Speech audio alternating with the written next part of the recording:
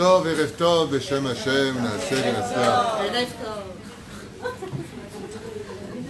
On est ce soir, le mardi 16 juillet, Erev Yud Dalet du mois de Tammuz, le 14 mois de Tammuz. Un message ce soir pour Shmuel Abraham Ben Simcha de la part de Cécile Selam qui a acheté le shiur de ce matin, à qui elle souhaite deux choses. D'abord une grande réussite à son mari, donc Shmuel Abraham Ben Simcha. Et elle a un message à vous dire qu'elle vous aime très fort de la part donc de ton épouse, Cécile Selam, Bezrat Hashem, qui te souhaite tous les bonheurs du monde. Ceci étant, le shiur de ce soir sera dédié pour Steven Shelley, pour la réussite de son entreprise, une grande Hatzacha. Azriel Ben Sarah Malka Bezrat Hashem, qu'Akadosh Baruch Hu te bénisse, puisque tu soutiens la Torah, que la Torah te soutienne dans tout ce que tu entreprennes. Amen. On rajoutera à cela l'Elou Nishmat de Avraham Ben Rachel, Alav Shalom Yitzhak Ben Sassia, une réfouach lema pour tous les malades d'Israël, Bichlala, Machem Atov, Moshe Ben Esther, Valérie Bat Zipora Doli, qu'on n'entende que de bonnes nouvelles, un très bon rétablissement, sans oublier Sarah Talevatifrat Mira, Morat Meagdosha Vateora, Oufren, Mir, Soufan Veishto, Yekara, Sarah, le Kol Am Israël, David, Ezrat Hashem, qu'on n'oublie jamais. Et pour le mariage de tout le monde. Amen. Parnassa. Amen. Briout. Amen. Yatikouijik. Amen. Le Tarshemsh. Le cours de ce soir s'appelle Jusqu'aux portes du cœur ou les portes du cœur. Je ne sais pas comment on va l'appeler, mais il est en rapport avec, puisque dimanche, nous allons, s'il n'y a pas la Géoula, d'ici là, s'il n'y a pas la Géoula, ce sera le 17 Tammuz. Un jour de jeûne, espérons que nous n'aurons pas à jeûner, parce que nous avons le devoir d'attendre et d'espérer la Géoula chaque seconde de notre vie. Qui vit nous vetipi nous kolayom, nous disons dans la Amida, que nous attendons chaque moment la Géoula et nous avons le devoir de espérer qu'elle arrive avant que ce jour ne vienne. Mais si ce jour vient, il faut être aussi préparé à cela. C'est pour ça qu'on a choisi un jour sur le domaine de la Rahmanout, de la pitié, de la miséricorde, je ne peux pas appeler ça comme vous voulez. Mais en tout cas, ce qui est sûr, c'est que ça dépend du cœur. Vous savez, à propos du cœur, j'ai toujours la même question qui me fait rire. C'est qu'on dit que le cœur est vital. Sans cœur, le corps ne peut pas vivre. Si tu retires les reins à un mec, il ne peut pas vivre non plus, et puis le foie non plus, et puis la vésicule biliaire, s'il peut. Aval, tu lui retires le foie, il ne peut pas vivre. Tu lui retires le cerveau, il ne peut pas vivre. Donc c'est un peu bizarre quand on nous dit que le cœur est le membre principal du corps, parce que sans lui tu ne peux pas vivre. C'est ridicule, parce que tu as d'autres membres sans lesquels tu ne peux pas vivre si tu ne les as pas. Alors pourquoi on dit ça? Eh bien parce que tous les autres membres dépendent du sang qui circule en eux pour faire vivre ce membre, et ce sang ne peut circuler dans les veines que grâce à la pompe, ce muscle extraordinaire qu'est le cœur. Et en fin de compte, si les autres membres vivent, c'est grâce au cœur. Par contre, le cœur est indépendant. Il n'est pas dépendant des autres membres. Lui fait vivre les autres. Donc, il est le principal. C'est plus ou moins la référence de mes livres. Docteur Naoum, confirme, confirmé, je suis tranquille. C'est bien quand tu as un médecin dans la salle. Tu vois, le mec, il dit un truc que le médecin ne dit pas du tout. C'est mal barré. Aval, quoi qu'il advienne, nous allons parler donc ce soir du cœur. Parce que le cœur est un membre très spécial, il est très critiqué par la Torah, écrite et orale, et de l'autre côté, il est très apprécié par la Torah écrite et orale, puisque d'un côté, on nous dit qu'il Yetzer Leva Adam Ra Nineurav, le cœur de l'homme est mauvais. Depuis sa conception, il vous le dit 2 fois par jour, ne suis jamais ni tes yeux ni ton cœur. C'est quand même bizarre. On nous dit Velo Tatoru. Ne suis pas. Parce qu'un des problèmes majeurs dans cette génération, comme je le répète dans beaucoup de shiurim ces derniers temps, mais il y a beaucoup de pathologies chez les gens de plus en plus, c'est que la première cause des problèmes psychologiques vient du fait que les gens prennent tout à cœur. Donc comme on prend tout à cœur, on devient mauvais. Parce que les sentiments ont leur raison que l'esprit ne peut pas comprendre. Parce que les sentiments sont illogiques. Des fois, tu vois un mec qui est avec une femme, on se demande pourquoi. Qu'est-ce qu'il lui a trouvé? Ou des fois, tu vois une femme qui est avec un garçon, on se demande pourquoi. Il est petit, il est moche, il n'est pas sympathique, il est parknin, il n'est pas tunisien, il n'y a rien. Pourquoi il est avec? C'est là. La Torah nous dit que d'un côté, le cœur est mauvais, qui est Yetzer, c'est marqué 2 fois, et à la fin de la paracha de Bereshit, et à la fin de la paracha de Noach. Le cœur est mauvais. On n'a pas spécialement, facilement un bon cœur. C'est dur de trouver un bon cœur. Et pourtant, dans Masechet Avot, 2e chapitre, là-bas, dans la 13e, 14e Mishnah, on nous parle des élèves de Rabbi Yochanan ben Zakkai. Eh bien, Rabbi Elazar ben Arach, il dit que la meilleure des choses qu'un homme puisse trouver dans ce monde, Lev Tov, c'est un bon cœur. Alors, c'est contradictoire. Le cœur, il est bon ou il n'est pas bon? Réponse, c'est à toi de le rendre bon. C'est à toi de travailler ton cœur pour le rendre meilleur. C'est à toi de diriger les sentiments de ton cœur, parce que même un cœur qui est bon peut, dans son service de bonté, devenir mauvais. C'est vrai. Par exemple, j'ai des choses qui sont interdites à l'pi halakha, mais j'ai un bon cœur. Je les accepte.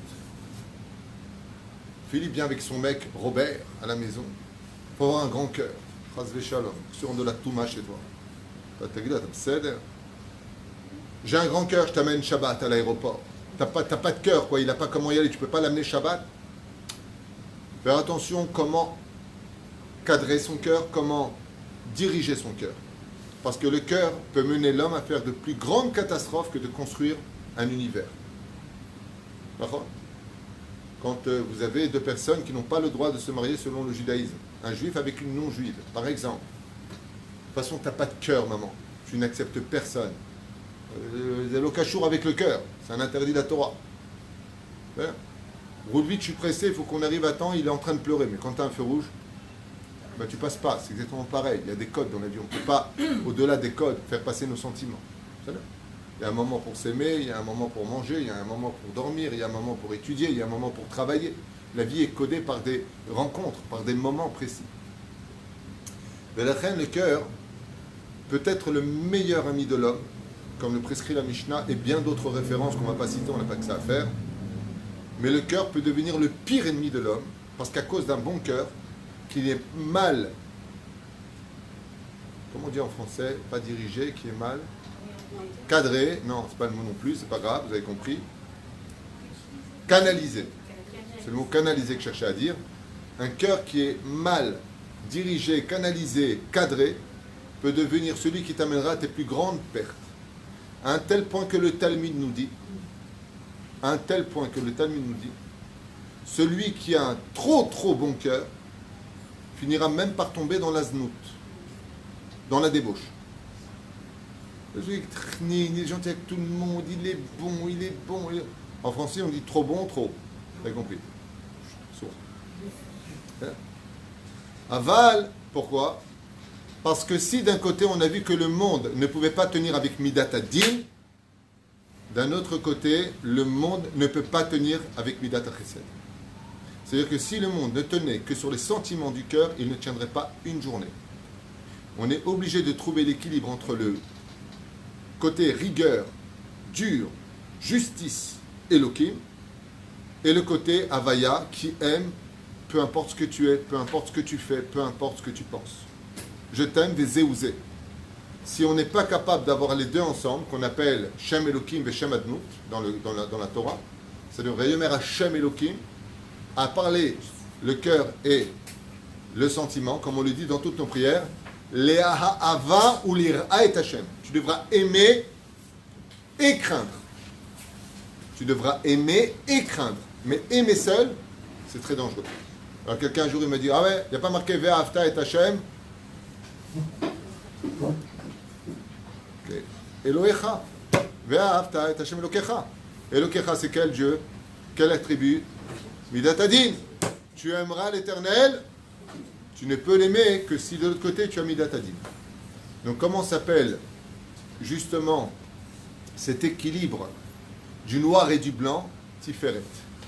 Tiferet veut dire l'harmonie. Et c'est pour ça que le cœur, pour demander aussi au médecin, Dr Naoum, c'est pas un muscle, c'est 2 muscles qui forment une espèce de poire un peu de travers, dont l'un fait Pâques. Et c'est un peu séparé, pourquoi? Parce que pendant qu'il y en a un qui fait Pâques, l'autre il fait Pâques. Papam, papam, papam, papam. Ça veut dire qu'ils travaillent ensemble mais on entend un double bruit à l'intérieur. La Gemara dans Masechet Brachot nous dit que ce double bruit-là, il vient te faire vivre ton corps. C'est raison qu'il n'y a qu'un seul, le sang il va partir. Bien sûr qu'il va partir dans les veines, mais il sera tellement lent que les membres mourront. Il faut qu'il y ait un double pam-pam. Pourquoi? C'est comme le poil. Le premier attire, le deuxième il coupe. La même gilette. Ça veut dire que le premier boom commence à la zrim et adam, faire partir le sang. Le deuxième, comme un coup de fusil. Et là, le sang, il va à une vitesse folle dans tout le système des veines qui passe dans tout le corps humain pour irriguer chaque membre d'un oxygène et d'un système sans lequel il ne peut vivre. Donc, si j'ai deux booms, c'est qu'il y a deux identités à l'intérieur, pas une seule. C'est pour ça qu'on dit d'ailleurs, par quoi? Yetzer Atov et Yetzer Hara. Si je n'ai que du Yetzer Atov en moi, c'est que je suis mort. Si je n'ai que du Yetzer Hara, c'est que je suis mort. D'où est-ce qu'on apprend ça? Rechaim, Bechayehem Kerouim Metim. Les gens qui sont mécréants dans ce monde, qui n'ont pas un bon cœur, malgré le fait qu'ils sont dans leur corps et qui vivent, sont appelés comment? Morts. Parce qu'en réalité, il n'y a qu'une pulsion du cœur. Ça veut dire que pour avoir un bon cœur, il faut parfaitement connaître son Yetzer Hara et son Yetzer Tov et être capable de les harmoniser pour que je puisse servir les autres d'un bon cœur équilibré. Comme le disent les Chachamim, tout donner, c'est tout perdre. Et comme on est très égoïste dans cette génération, surtout la dernière avant le Mashiach, aujourd'hui on pense qu'on aime nos enfants. Zelo nachon.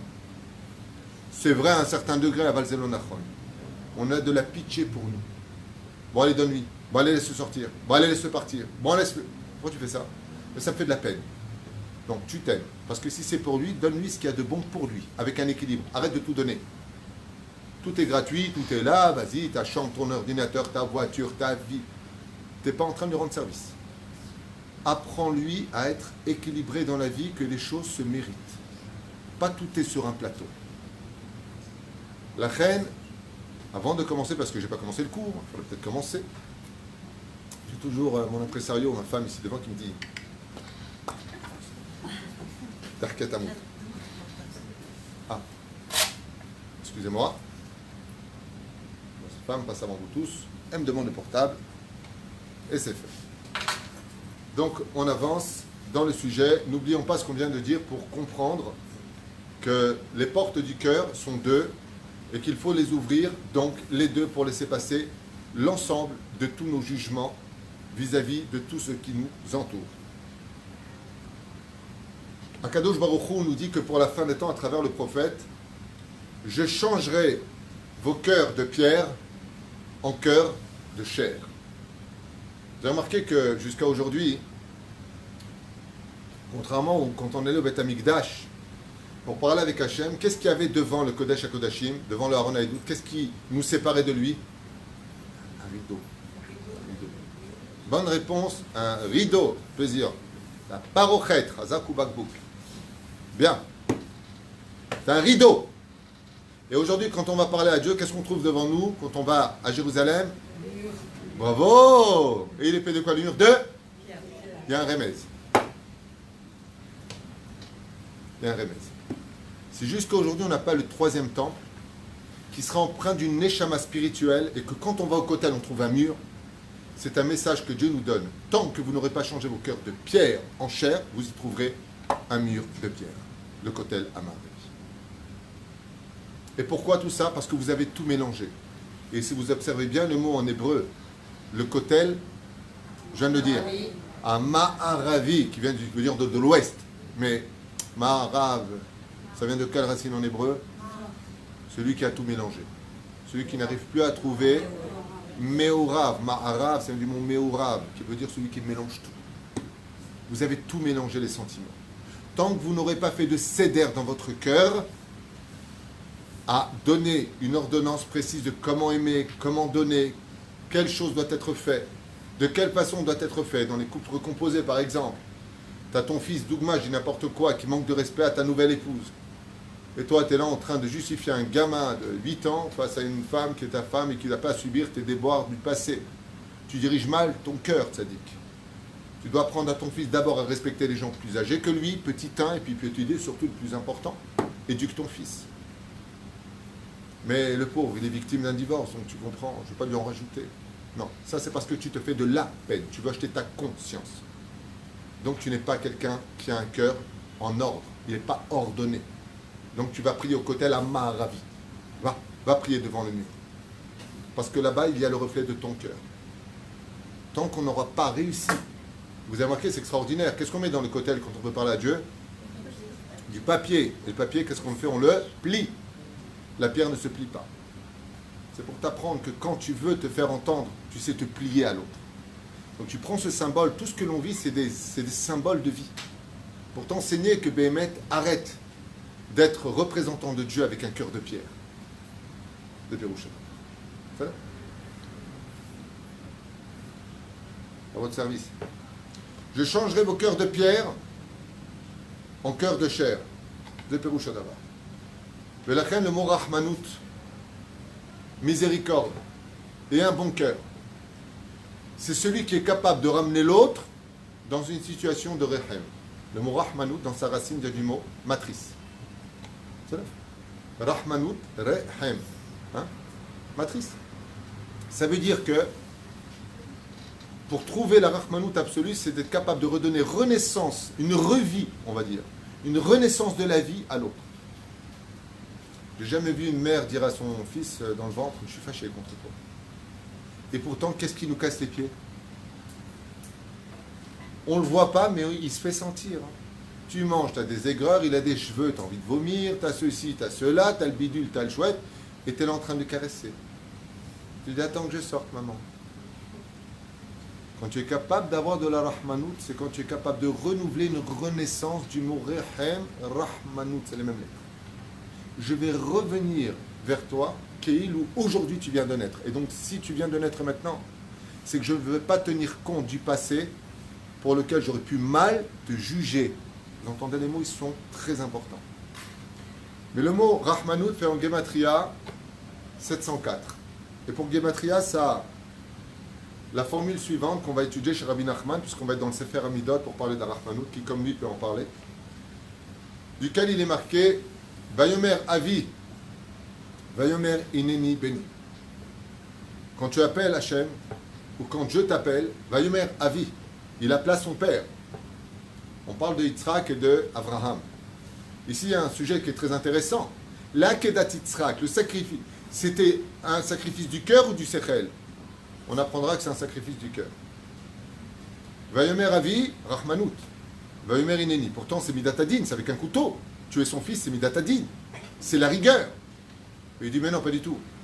Grâce à ce sacrifice, tous les Rosh Hashanah, le peuple d'Israël est pardonné. Alors, c'est de la din ou de la Rahmanout? C'est de la miséricorde. On fait sonner le chant du chauffard pour rappeler la Kedah de Yitzhak.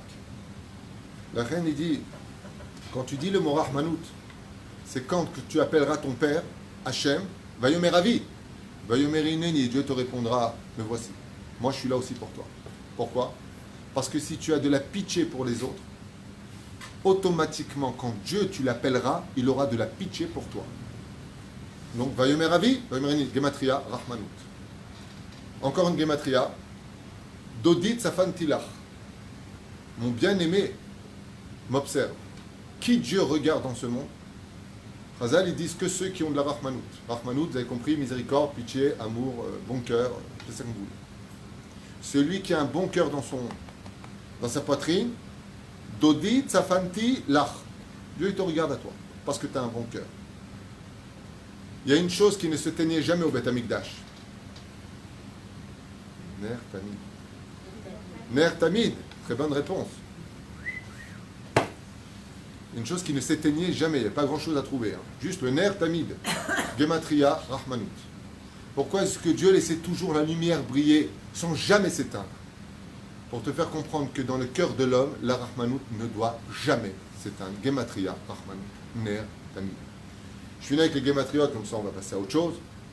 Hatem Nitzavim Hayom. Vous connaissez la paracha de Nitzavim, on la lit toujours avant Rosh Hashanah. Qui pourra se tenir devant le trône divin à le jour de Rosh Hashanah, Nitzavim Hayom Kulchem, Gematria Rahmanout. Nitzavim atem hayom. Celui qui aura eu de la pitié toute l'année sur ses frères, juger les kafsrou et patati et patata. Le jour de Rosh Hashanah, les autres vont s'effondrer, mais lui se tient debout. Pourquoi? Parce que Dieu te jugera comme tu auras jugé toute l'année. Tu as eu de la rahmanout, hayecha qu'il en aura pour toi. On avance.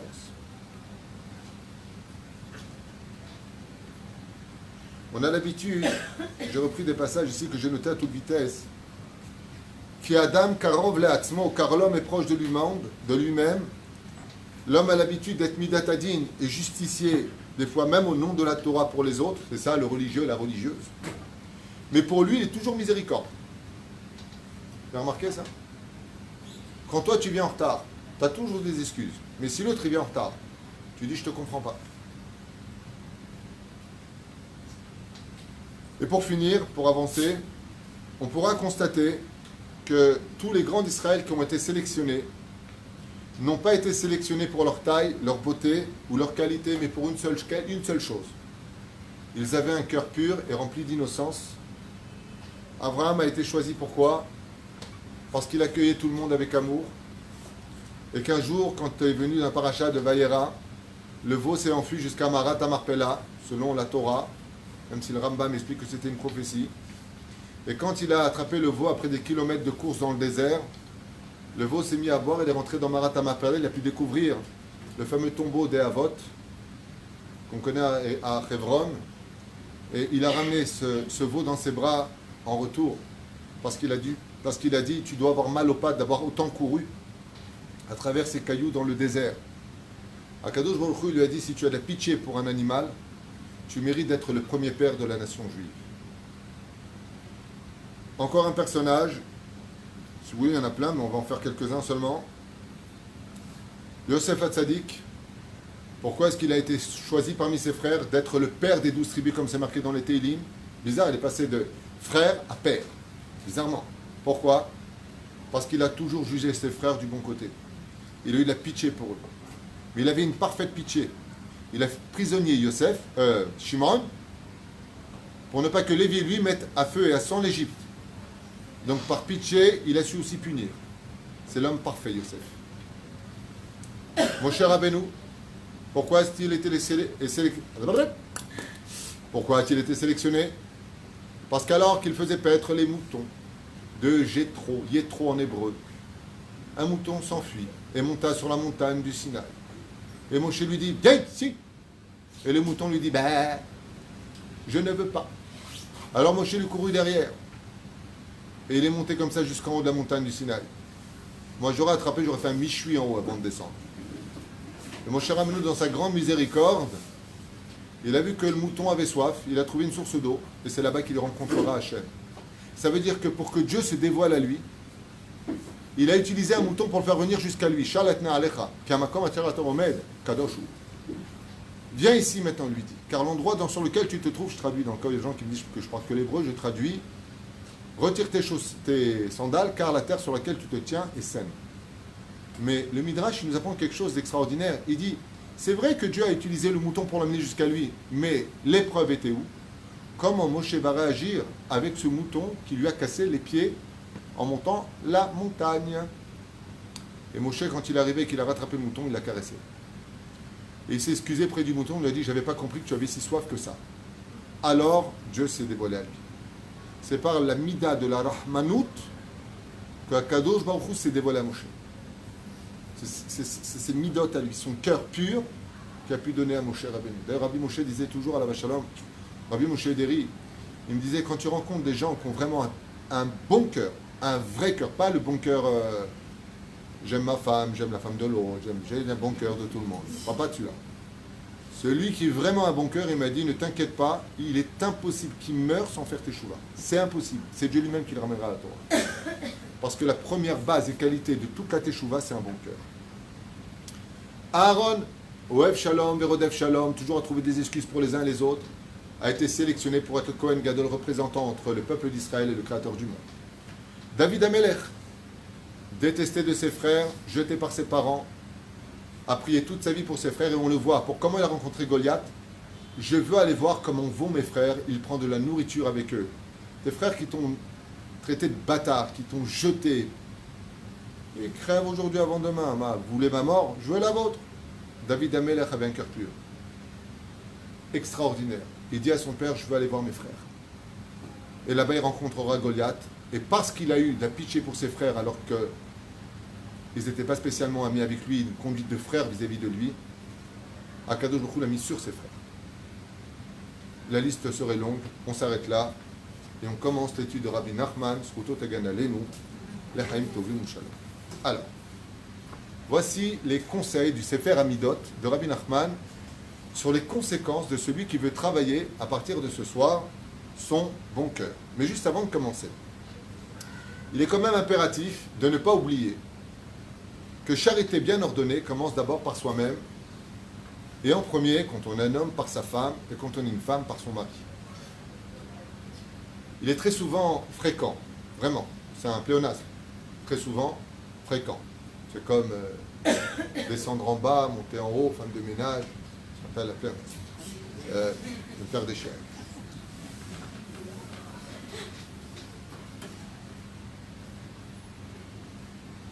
Le mari, il est toujours là pour réparer les affaires des autres, mais quand ça coule chez lui, il n'a jamais le temps. C'est un faux bon cœur. Quand on a un bon cœur d'abord, on fait plaisir à sa femme, après on va s'occuper des voisins. On a souvent un bon cœur pour nos amis. Ça me rappelle une histoire qui m'a été racontée il y a très très très longtemps. C'était un couple qui était en Matzav Nida. Donc Matzav Nida, les deux lits séparés. Et il a dit à son copain qu'il avait invité, ben dors là, tiens chérie, va dormir dans le fauteuil. Alors sa femme, elle lui a dit, tu as un bon cœur sur le dos des autres. Va-toi sur le fauteuil. Et moi je prends mon lit. C'est comme le mec, il a vraiment un très bon cœur. C'est un enseignement de mon rave, le Rav Garbian. Un jour, il était en train de faire un cours un peu sur ce domaine-là. Il a dit, ça me rappelle les gens qui invitent 1 tonne de monde à la maison. Bon, viens. Chérie, on a plein de monde. La femme, elle lui a juste dit, viens, Shabbat, se repose un peu, j'ai mal aux jambes, j'ai mal au dos. J'aime accueillir, c'est une femme qui aime accueillir. Alors j'ai dit à mon rave, alors qu'est-ce qu'il fait dans ce cas-là? Il m'a dit, il a le droit d'avoir un bon cœur. Alors il fait à manger, c'est lui qui sert, c'est lui qui dessert, c'est lui qui sert, pas de bail. Mais il a un bon cœur sur le dos des autres. C'est un bon rabbin, seulement il vit dans les bois, on appelle ça rabbin des bois. Je vole les riches, mais je fais de la tzedaka avec. Attention, on ne fait pas un bon cœur sur le dos des autres. Hein?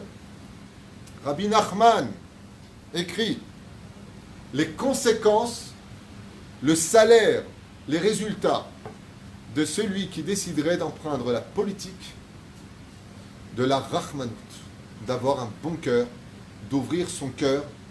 Et je vous rappellerai juste une chose tellement essentielle. Pour avoir un bon cœur, il faut être capable d'écouter l'autre. Sinon, tu ne peux pas avoir un bon cœur. Pour avoir un bon cœur, il faut être capable d'écouter l'autre. Très souvent, on ne comprend même pas quel est le réel problème de l'autre. On l'a déjà condamné, jugé, Kaddish, à total. Attends, laisse-moi t'expliquer. Parce que quand on a un bon cœur, la première chose qu'on doit retenir, c'est que l'autre a mal.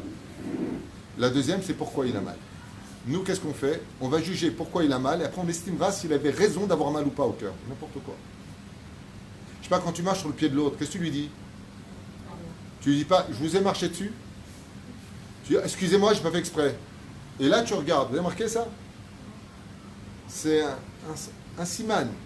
Que dans la vie, quand ta femme, elle te dit quelque chose, ou quand ton mari te dit quelque chose, au lieu de dire, de toute façon, tu te plains tout le temps, ou de toute façon, tu n'es jamais content de rien.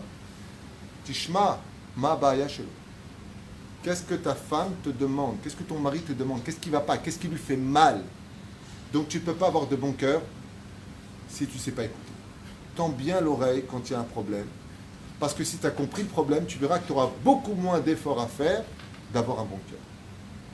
À moins que tu sois égoïste, égocentrique, ou que tu te caches derrière toutes sortes de cultures antiques.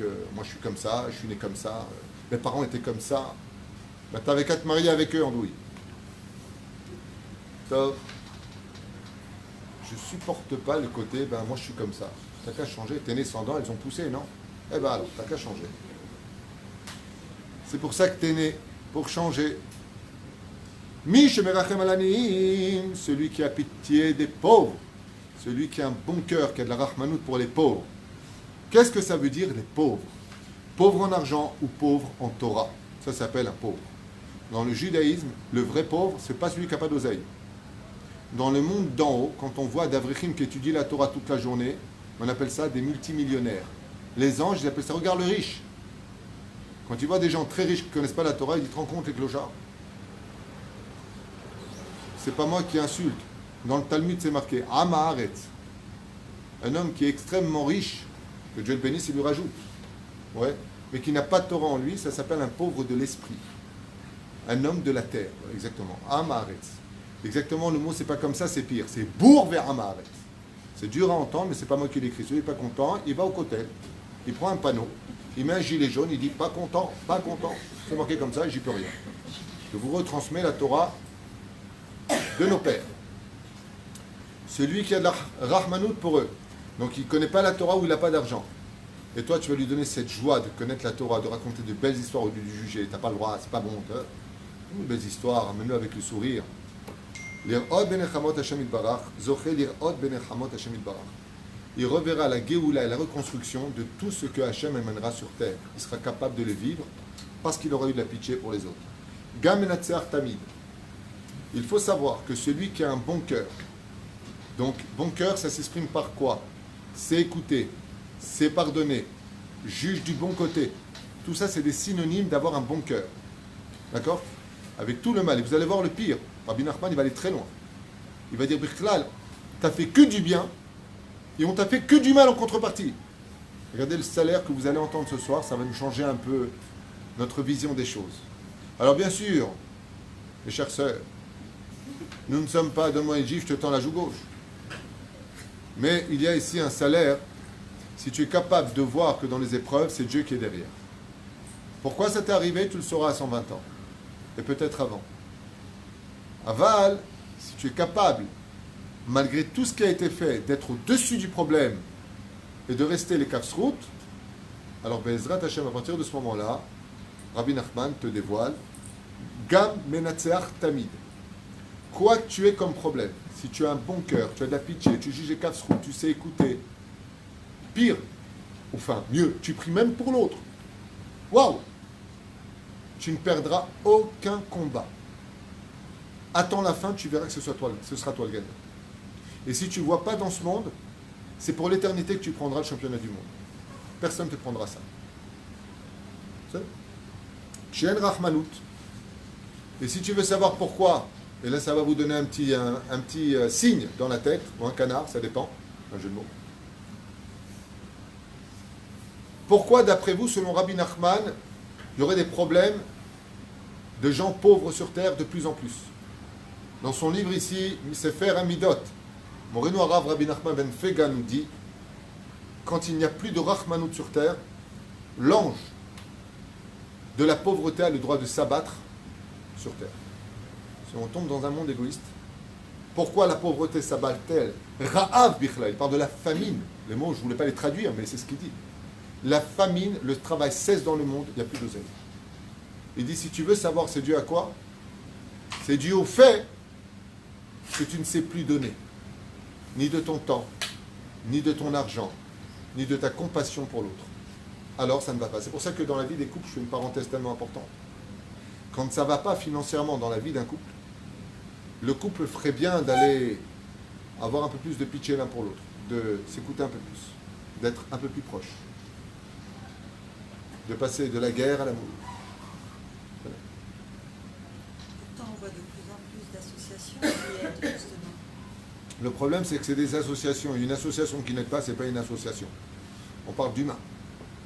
Créer une association, c'est pour aider. Mais Dieu ne veut pas que les associations se créent. Il veut que chaque juif soit l'associé de l'autre. C'est pas la même chose.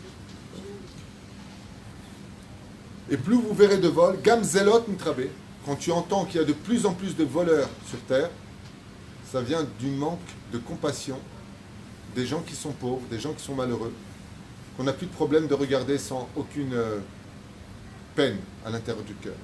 Alors Dieu laisse faire les voleurs de plus en plus. Pourquoi? Pour qu'on apprenne à donner.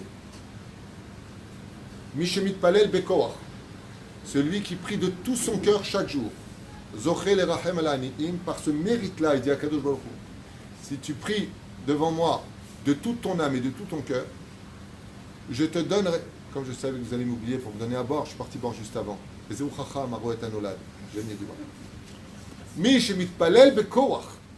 Celui qui priera, homme comme femme, de toute son âme et de tout son cœur, aura le mérite d'avoir un cœur qui s'ouvrira pour l'autre. Mishelo Rahmanut. Et là, ce que vous allez entendre est terrible. Quand j'ai lu ça, je suis resté pendant 5 minutes, tout à l'heure, comme ça, en train de comprendre ce qu'il voulait dire Rabbi Nachman. Et en fin de compte, je suis arrivé à la conclusion qu'il n'y a rien à comprendre, c'est clair. Celui qui a fermé son cœur, qui a une clipa sur son cœur, Omer Rabbi Nachman, tu peux être certain qu'il deviendra fou. Nishtagea, Mishuga, il perdra la tête tôt ou tard. Et ça veut dire quoi, il perdra la tête? Comme la rahmanout, la miséricorde quand elle est mal contrôlée. Par exemple, si j'ai de la peine pour mes ennemis, si j'ai de la peine pour des gens qui sont mécréants, appelez ça comme vous voulez, peu importe. J'ai de la peine pour eux. Alors que normalement, si j'avais vraiment eu de la peine, j'aurais dû le réprimander pour le mettre sur le bon chemin. Tu peux être certain, dit le roi David, qu'il aura de la cruauté pour les gens justes et qui méritaient de la miséricorde. À qui c'est arrivé ce malheur? À qui c'est arrivé? Au roi Shaoul. Le roi Shaoul, Dieu lui a dit, tue Amalek, ne laisse aucun survivant, ni les animaux, ni les femmes, ni les enfants. Ouais, il va loin, Hachem. Et lui, il a eu la rahmanout.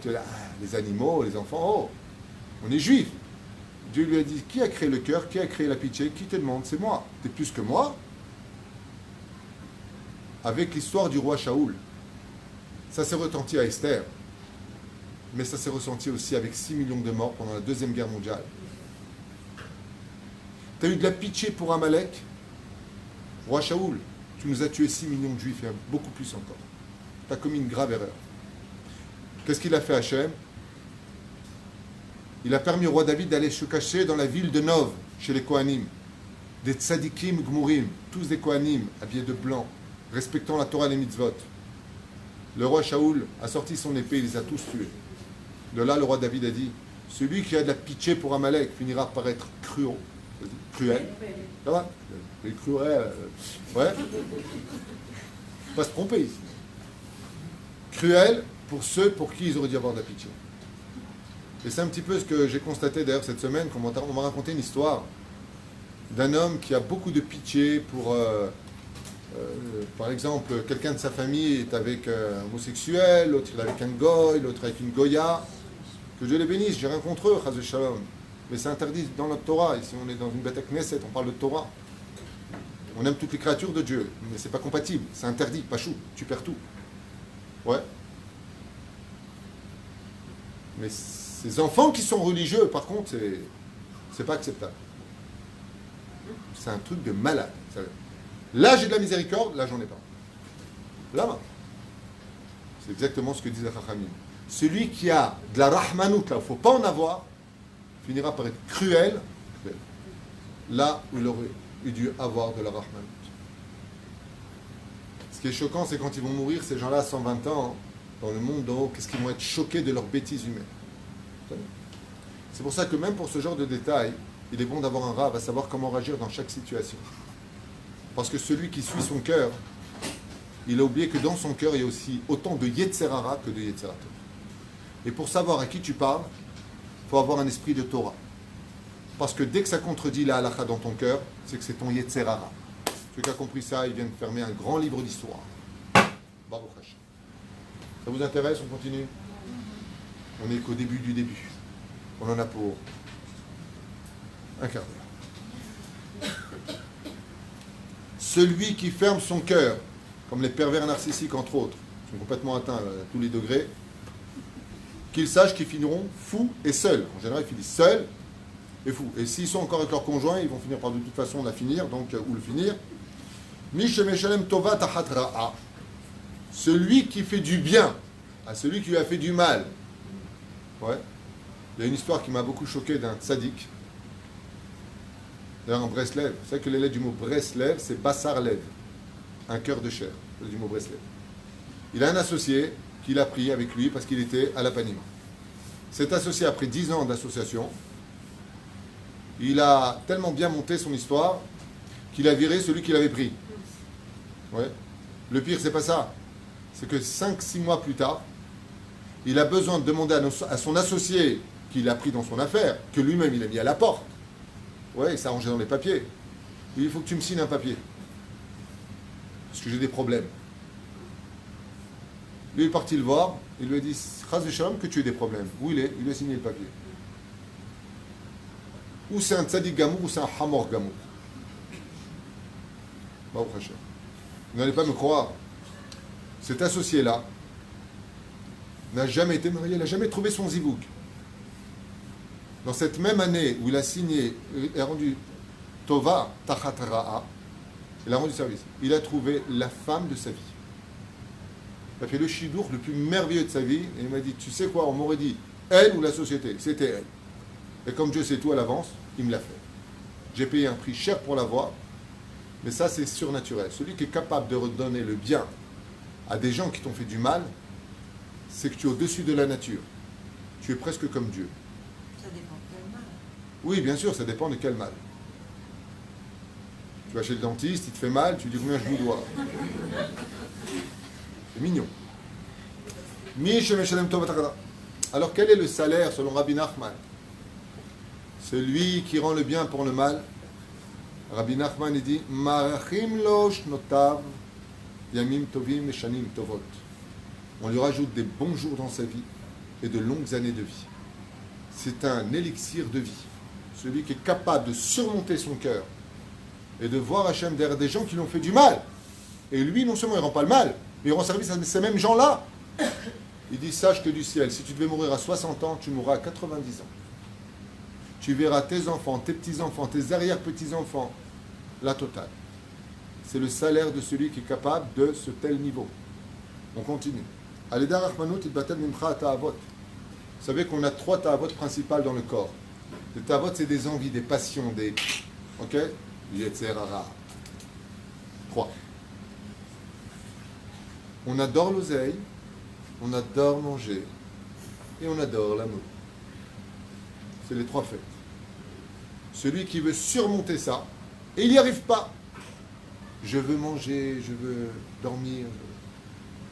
S'il a un bon cœur et qu'il travaille cela, Rabbi Nachman il dit, Alidé Rahmanout, le créateur du monde va adoucir chez toi toutes tes ta'avot à un point où tu seras capable de surmonter et ne plus être dépendant de cela. Plus d'opérations de l'estomac, plus de problèmes de régime. Tu diras non, c'est tout, merci. Bien entendu, il y a marqué à la fin Lo shayach le Tunisai. Il a mis entre parenthèses cela ne concerne pas les Tunisiens. Il n'y a rien à faire pour eux. Ils adorent manger, ils mangeront tout. Non, c'est pas vrai, c'est une blague. Le mec dit attends, il faut que j'achète les Sefer Amidot. T'as vu ce qu'il a dit? Non, c'est pas vrai. Allez, Dachmanut batel mimcha ta'avot. Shata roya chikha b'tzara, anata ozerlo, kilu ata asita l'ora. Et là, ce que je vais vous lire, et que vous ouvrez bien grand vos oreilles, chers amis, Nora ve'ayom. Si tu vois ton prochain dans le malheur, alors que tu peux l'aider, et que tu ne fais rien, du ciel, tu seras accusé comme étant celui qui lui a fait ce mal. Je pense que ça se passera de commentaires. Je ne parle pas de celui qui ne peut pas aider. Mais de l'autre côté, j'ai un problème avec le Zohar. Parce que le Zohar nous dit, si c'est venu à toi, c'est que tu peux aider. Alors le mec qui vient et te dit, j'ai besoin de 700 000 shekels. Tu peux m'aider? Non. Là, c'est cool. Réponse, non. Alors comment le Zohar il te dit, si quelque chose vient jusqu'à toi, c'est que tu es concerné.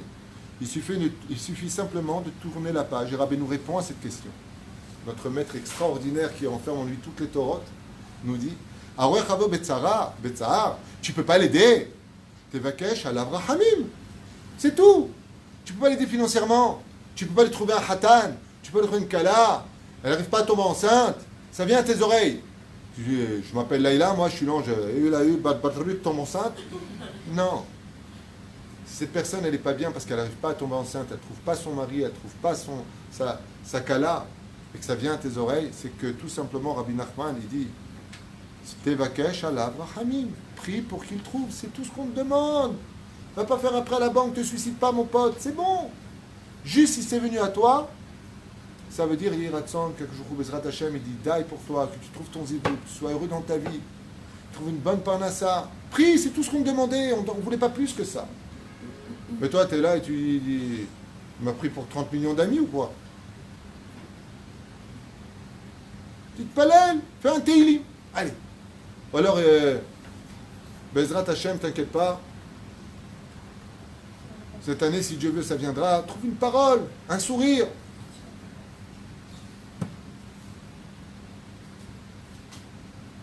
Des fois, tu ne peux pas aider 1000 shekels. Mais tu écoutes, je n'ai pas 1000 à te prêter, j'ai 50. Si c'est un Tunisien, il change d'histoire. Et tu peux me prêter 100 shekels? Je dis oui, mais j'ai que 50. Alors, donne-moi 50, tu me devras encore 50. Donc tu restes comme ça pendant 3 jours. Allez, des bakashat rahamim. Et maintenant, qu'est-ce qui se passe si tu demandes à l'autre? Regardez le salaire de celui qui a un bon cœur. On vient te voir pour un problème d'argent, pour un problème de couple, pour un problème de ce que tu veux. Tu te lèves et tu pries pour lui. 2 choses va t'enseigner Rabbi Nachman, un de la Gemara et un de lui maintenant. Étant donné que tu t'es levé prier pour lui, que tu as eu de la compassion, avant que lui il ait ce dont il a eu besoin, c'est toi qui l'auras le premier. Waouh. Deuxième chose,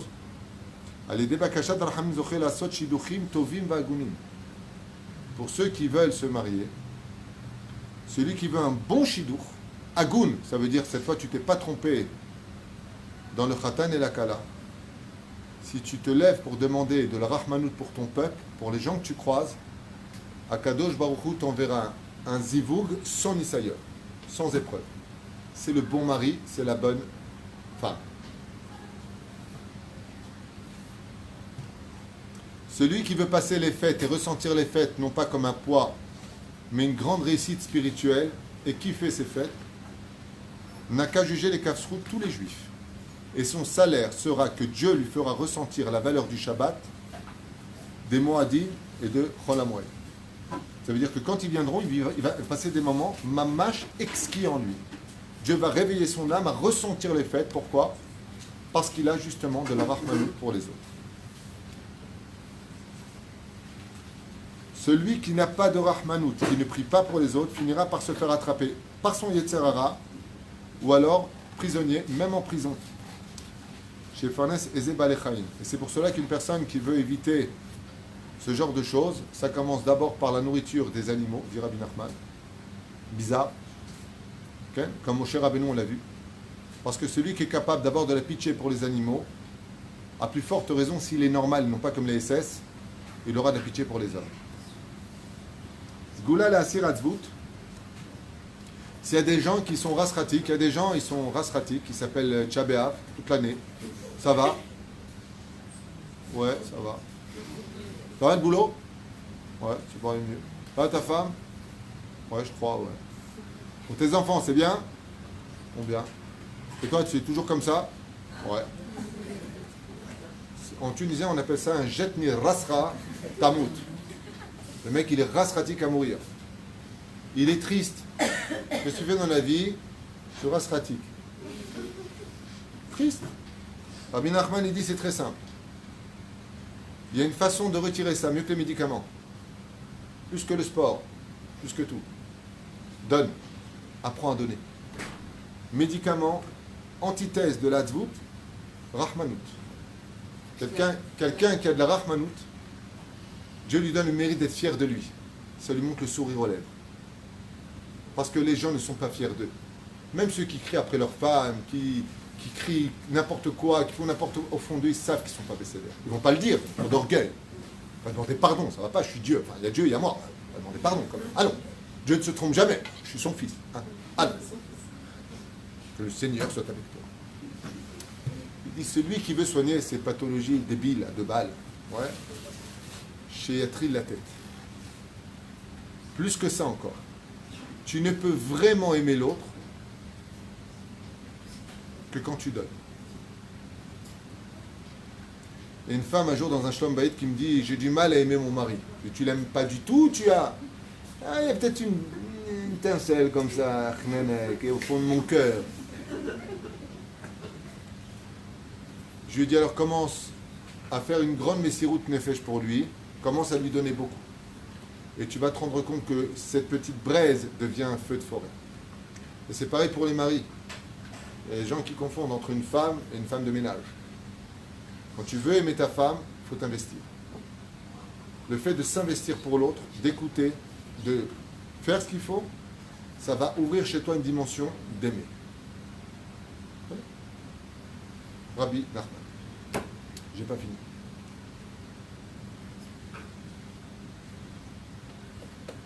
Mishe Kelev Neshacho. Alors ici c'est marqué, mais dans un autre livre c'est marqué autrement. Rabbi Nachman, je vous le dis dès maintenant. Celui qui se fait mordre par un chien. Pof, ça arrive. Se fait mordre par un chien. Ou qui perd le goût. Il ne sent plus. Tu lui donnes une banane, une pomme, une poire, pour lui c'est un fou.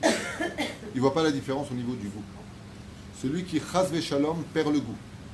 Ou celui qui se fait mordre par un chien, c'est un signe des cieux.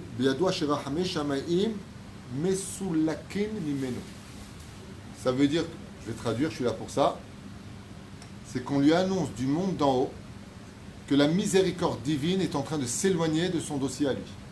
Ça veut dire Midatadin est en train de grandir. C'est des signes. Qu'est-ce que ça veut dire? Et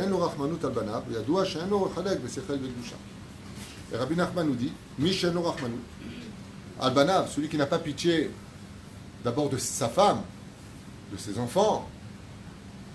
Il y a des gens, ils font des mitzvot sur le dos de leur femme, ils font des mitzvot sur le dos des enfants. Il faut donner le sourire à tout le monde dans une maison. Mishenu Rachmanu Al-Banav Yadua she'en lo halek v'sichal b'kedusha. Tu peux être certain qu'il n'a rien à voir avec Dieu. Alors qu'est-ce que ça veut dire d'avoir de la Rachmanout pour ses enfants? Quand on a de la pitié pour ses enfants, on doit s'inquiéter qu'ils soient des Bnei Torah. De les mettre dans des super écoles chilonites pour en faire de bons goy, ça veut dire grand médecin, mais attention, sans Torah, sans Shabbat, sans Kashrut. Ça s'appelle avoir de l'art Zariout. Dans le monde d'en haut, c'est comme ça que ça s'appelle. Ça paraît un peu fanatique comme chiot, mais j'y peux rien. Ce que je vous dis, c'est des vérités dans un monde de mensonges. Donc apparemment, le débile, c'est moi, donc c'est ma façon de parler. Et quand tu as de la pitié pour tes enfants, apprends-leur le pourquoi le monde a été créé. Qu'est-ce que c'est un Ben Israël? Qui sache que c'est quoi une Gemara, une Mishnah, une Halacha, Mazé, une Mezouza, où est-ce que ça se place? Comment on respecte son père et sa mère sans utiliser ça comme un joker constamment? C'est ça le religieux, comme ça tu respectes ton père. Rahem. Ces gens-là, il dit Rabbi Nachman, n'ont aucun rapport avec Hachem et encore moins de rapport avec la Kedusha. Parce qu'avoir pitié de ses enfants, c'est d'en faire des Bnei Adam qui ont du savoir-vivre, qui respectent la Torah et les mitzvot. Ça, savoir pitié de ses enfants. Mais de se débarrasser d'eux avec des enveloppes d'oseille, de leur donner tout ce qu'ils veulent. Et... Vas-y, va en boîte, ma fille, elle a 15 ans. C'est ton mec.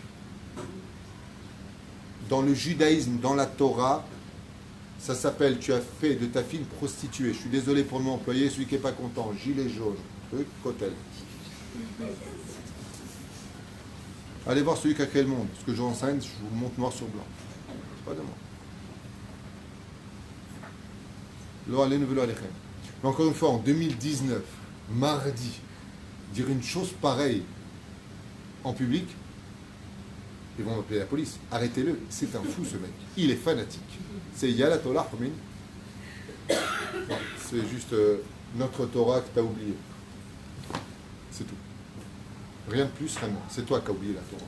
Parce que la Torah, elle t'a pas oublié, la preuve, elle vient jusqu'à chez toi. Aïe, aïe, aïe, aïe, aïe. Mishavin varim rahmanut elokut ibarach. Vishemeshamim lo tachat tova, akadosh baruch hu merachem alav noten lo sechel gadol bavodat haboré. Et plus une personne aura de pitié pour toutes les créatures, quitte à ce qu'il rende le bien pour le mal qu'on lui a fait, qu'il sache que Hachem sera toujours près de lui, qu'il réussira, et pas simplement ça. Dieu lui donnera l'intelligence de comprendre réellement comment le servir. Ça veut dire qu'il y a des gens qui croient qu'ils servent Hachem, mais apparemment ils ne le font pas. L'idée Rahmanut Mamti Kadim, qu'est-ce qui est capable d'adoucir la rigueur dans le monde? La miséricorde. La Rahmanut. C'est ça? Par exemple, les enfants. Des fois, on a envie de vivre... Quel âge tu as aujourd'hui? T'as 20 ans? Et toi? Ouais? 16 ans? Je sais qu'il est petit avec le tétine. Vous avez grandi, hein. Des fois, vous avez envie de vivre vos vies un petit peu. On est grand, 20 ans, 16 ans. Et des fois, maman, elle a besoin de vous. Ou maman, elle est inquiète. Ou maman, elle dit, bon, tu rentres pas trop tard, à 11h maximum, tu es à la maison. Arrrr. Maman, tu me saoules, je suis grande, je fais ce que je veux. Non. J'ai des poils, voilà, des poils. T'as raison. Dans un monde moderne, c'est comme ça qu'on répond. Mais si tu avais de la rahmanout, Ima, ne t'inquiète pas, je serai là. Maximum, si je tarde 5 minutes, je t'appelle. Ça, c'est... Le mieux, tu restes à la maison, t'attends ton mari. Top. C'est un autre sujet. C'est ce qu'elles font. Bat Israël, il a fait. Il va venir. En tout cas, je voudrais vous raconter une petite histoire à la veille de Yudzaïn Betamuz. Quand il y a eu le Khurban Bet Hamikdash, le premier, la destruction du premier temple, ici il dit que quand on a de la miséricorde pour l'autre, le maître qu'on est, on est dans une période, je vous l'ai déjà dit 1000 fois. T'as vu ce qu'il m'a dit? T'as vu, il n'a pas parlé, il fait la tête, il n'est jamais content. Fait que du mot Shemra, sans s'en rendre compte, parce qu'on est en train d'exprimer un ressentiment. On a même perdu la Rahmanout, de l'un ou de l'autre. C'est bien. Rabbi Nachman, il dit, la Rahmanout est capable d'éteindre le feu de la justice dans le monde d'en haut. Alors une histoire du Midrash Echa. Le Midrash Echa nous raconte l'histoire d'une femme qui, pendant ces périodes de famine extrêmement sévères à Jérusalem, avait mis de côté un morceau de pain sec qu'elle comptait manger en petite quantité, avec sa salive qui lui restait pour pouvoir vivre un jour de plus. Et au moment où elle a sorti cette petite miche de pain, il y a une autre femme qui s'effondre devant elle, avec ses à peine 29 kilos, et qui lui dit, je n'ai pas mangé depuis des semaines. Cette femme allait mettre ce pain dans sa bouche, elle lui a tendu et elle est morte. Quand elle est arrivée devant le Beddin d'en haut, elle a dit, moi, j'ai donné ma vie pour sauver une autre femme, peut-être que pour un jour. Toi, Dieu, tu ne peux pas avoir de la pitié pour ton peuple. Les souffrances du premier temple se sont estompées, dit le Midrash Echa, ce même jour. Une femme, parce qu'elle a eu pitié en faisant un seul geste, a arrêté le malheur de millions d'individus en Eretz Israël. Une femme, parce qu'elle a eu pitié. Rabbi Nachman, quand il lance des mots, on lui dit comme ça, celui qui a de la Rahmanout, il éteint le feu de la colère, de la justice. Non, c'est réel.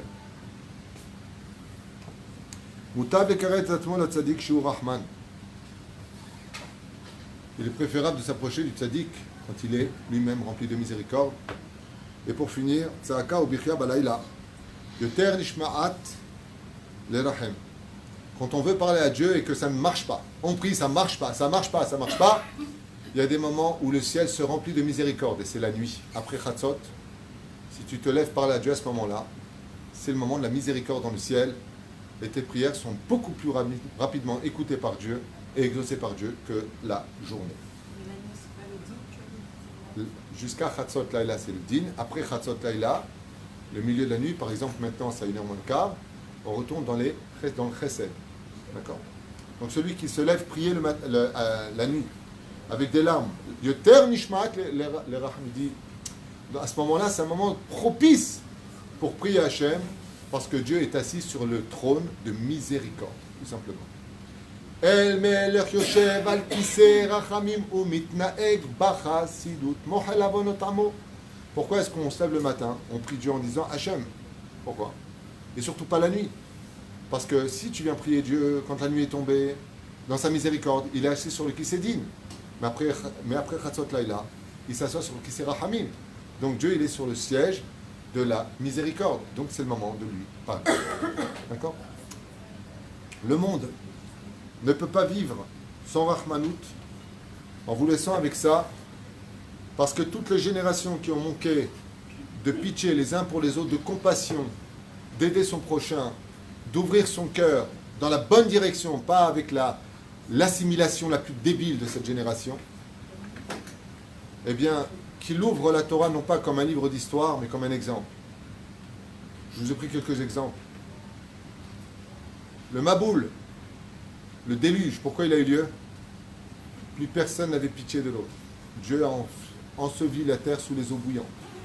Sodome et Gomorrhe, pas de tzedaka, aucune compassion pour les invités, pas d'invités dans les maisons. Dieu a détruit Sodome et Gomorrhe et les 5 villes qu'elles représentaient. Le Dor à Pélaga, ils avaient plus de pitié à l'époque de la tour de Babel pour une brique qui tombait que pour un homme qui perdait sa vie quand il tombait. Dieu les a dispersés, ils ont tout perdu. Pour le premier temple et deuxième temple, ils ont eu de la pitié pour eux, pour leurs bêtises, mais aucunement pour Dieu. Dieu a détruit le temple à cause de l'avodazara, l'idolâtrie, shfichut damim, gilou yarayot. Et gilou yarayot, ça veut tout dire. Shfichut damim, ça veut tout dire. Vous n'avez pas honte de vous humilier les uns les autres, vous n'avez pas honte de vous assassiner les uns les autres, vous n'avez pas de pitié l'un pour l'autre. Gilou yarayot, vous prenez la femme des autres, vous n'avez pas de pitié pour le mari. Comme dans cette génération où tu peux trouver des femmes qui draguent des mecs mariés qui séparent des couples, au contraire. Un homme, il prend une femme mariée, il la sépare du couple. Mais tu n'as pas de pitié pour les enfants, pour l'autre qui va pleurer. Ça va bien dans ta tête? C'est à cause de gens comme vous que le Beth Amikdash a été détruit, disent les Chachamim, le premier temps. Tu rentres, tu détruis des familles, ça ne te dérange pas, t'es bien, t'es cool, t'as une bonne conscience dans ton fauteuil, t'es bien. Si le couple il a un problème, qu'il a divorcé, 3 mois plus tard, tu viens, tu as le droit. Il y a marqué entrée libre. Mais avant, c'est marqué comment? Occupé, c'est comme les toilettes, Yatikouijik. C'est un homme, il te baillèche. Ouais, mais tu comprends, il y a un peu plus fort que l'amour, on aurait dû se rencontrer avant. De toute façon, il n'aime pas sa femme, elle n'a rien à faire. Tu t'achètes ta conscience? Tu sais ce qui va se passer? Non seulement ton histoire d'amour va mal finir, mais en plus, c'est pas ça l'histoire. Le pire, c'est que tu vas te réincarner, tu vas épouser un mec, et Dieu va t'envoyer une femme qui va te le prendre. Et les larmes que l'autre a versées, tu vas les verser. C'est marqué noir sur blanc, c'est pas de moi. C'est marqué dans la Mishnah Masechet Avot, avec Hillel Azaken. Il se promenait, il a vu un corps qui zigeait dans l'eau, un crâne. Et pourquoi il est mort noyé? Il a dit parce qu'il a noyé, il est mort noyé. Les Chachamim, ils disent Hillel Azaken. Il explique, dans ce monde, tout ce que l'on subit, c'est parce qu'on l'a fait subir avant. Et qu'on n'est pas au courant de ce qu'on a vécu avant, alors on ne comprend pas cette injustice d'aujourd'hui. C'est comme l'histoire des bâtards. Qu'est-ce qu'il a fait un enfant mamzer? Il n'a rien fait au monde. Il est né d'une union strictement interdite, d'une femme mariée avec un autre juif. Lui, il n'a rien fait. Bien sûr qu'il a fait. Nadim. Tu crois que Dieu, il est injuste? Parce que l'amant, avant qu'a pris une femme mariée qui lui a fait un gosse, c'était toi. Donc tu vas te réincarner dans la situation que tu as provoquée. Et comme tu n'es pas au courant, qu'est-ce qu'il a fait le pauvre gosse? Chez Dieu, il n'a pas l'histoire d'une vie dans sa main. Pas une feuille, il a tout le livre. Donc lui, c'est pourquoi quand tu tournes la page, d'un coup on parle d'une catastrophe, parce qu'elle a été engendrée juste avant. Akol mida keneged mida. Velachen, le premier temple a été détruit à cause de notre égoïsme, manque de compassion, les uns pour les autres, mais surtout vis-à-vis d'Hachem, Avodazara, tu ne penses pas à Dieu, tu n'as pas de pitié pour Dieu, tu n'as pas de Rahmanout pour Hachem. Je voudrais finir avec un exemple tellement beau. Des fois, tu as des gens, tu les aimes pas. Pourquoi? Tu les aimes pas. Pourquoi? Comme ça. Pas de raison. Ah tiens, tu les aimes pas. Et tu vois, ce mec, il sort une cigarette Shabbat et il fume. Et là, tu es content. Ah, il va cramer au guignol. Ah, tiens, je savais que c'était un rachat. Tu as juste oublié un petit détail. C'est que tu n'as pas pensé à Hachem. Tu vois, une mère, quand elle a des enfants qui se font la guerre, et que la mère, elle entend que le frère, il dit « Ah, c'est bien fait, il va couler ses affaires, de toute façon, il mérite rien qu'il crève. » La mère, à ce moment-là, elle a le cœur déchiré.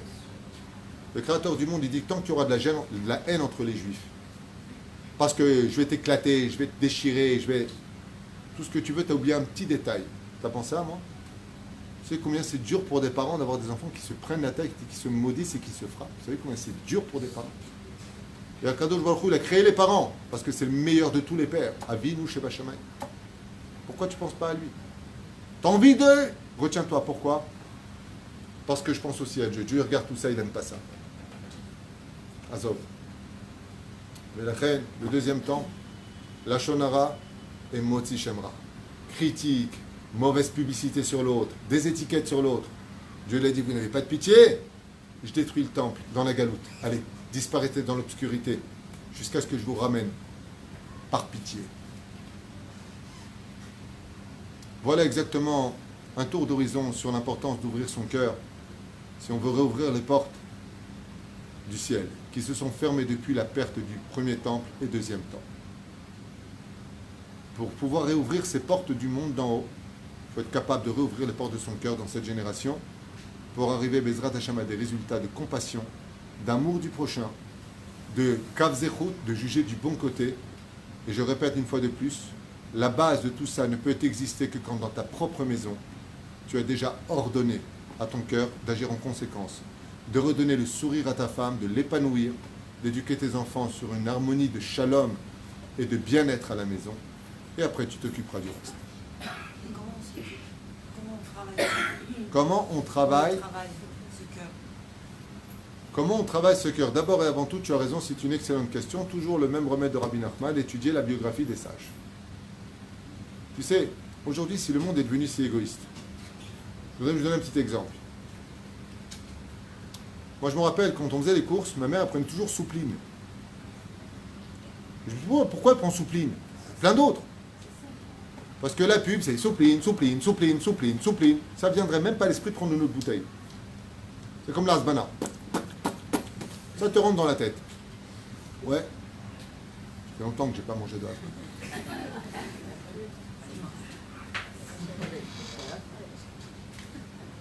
Gurtav et Rabotai.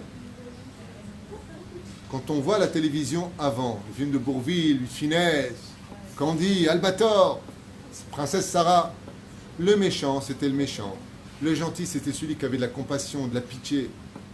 Dans notre génération, les films, c'est sexe, meurtre, immoralité.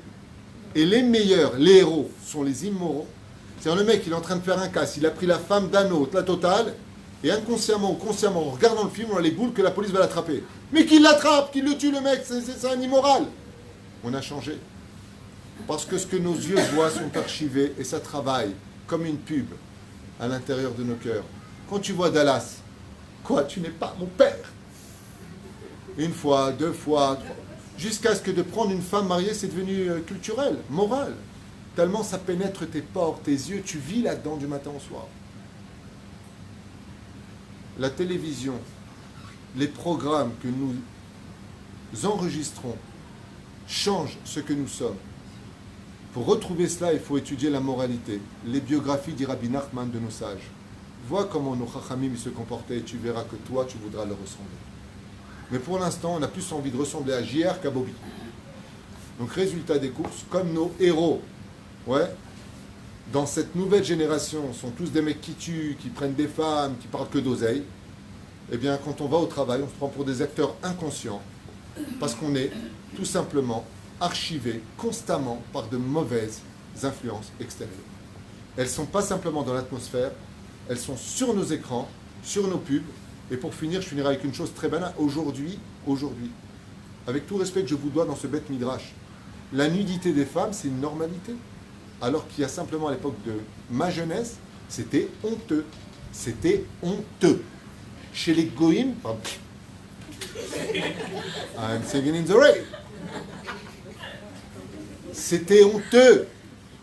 Une fille qui marchait, un homosexuel qui marchait main dans la main, on ne le voyait pas. Fallait aller au Marais, dans le 3e arrondissement de Paris. Ils avaient leur quartier et quand on passait, ils ne se tenaient pas la main. Aujourd'hui, on fait des défilés.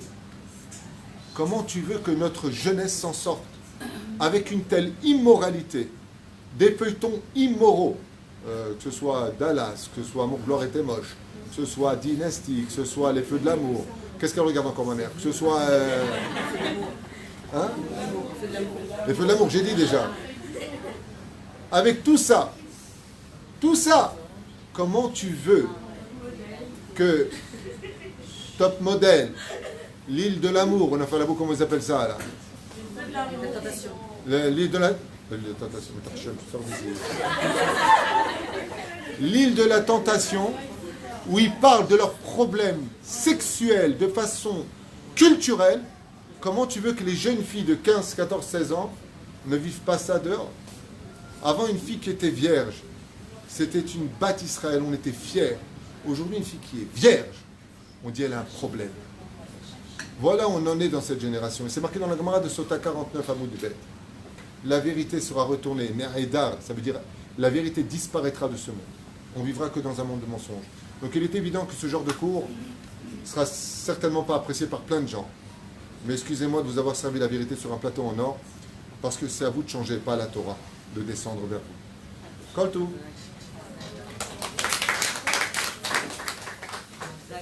Pour des applaudissements comme ça, que vous lui gardez.